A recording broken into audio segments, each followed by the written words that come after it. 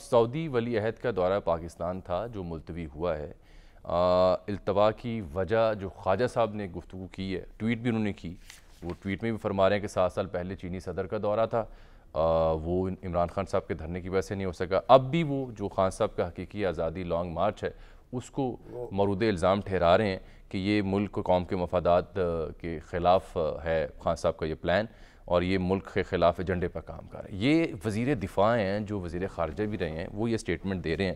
حالانکہ اگر آپ سعودی ولی عہد کے دورے کے حوالے سے، انہوں نے جنوبی ایشیا میں انڈیا بھی جانا تھا، شامی صاحب دا ہندو کی جو رپورٹر ہیں سینئر صحافی سہاسنی حیدر،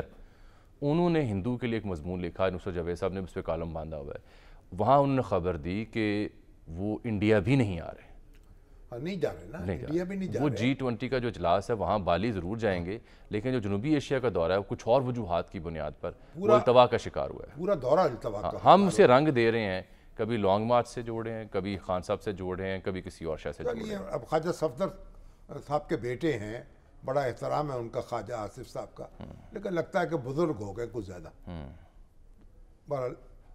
اس لیے اب ان سے کیا کہیں، ایک وزیر خارجہ رہے نا ایک زمانے میں۔ خطائے بزرگاں گرفتن خطاست، ٹھیک، بزرگوں کی غلطی پکڑنی جو ہے وہ بھی ایک غلطی ہی ہوتی ہے نا یار،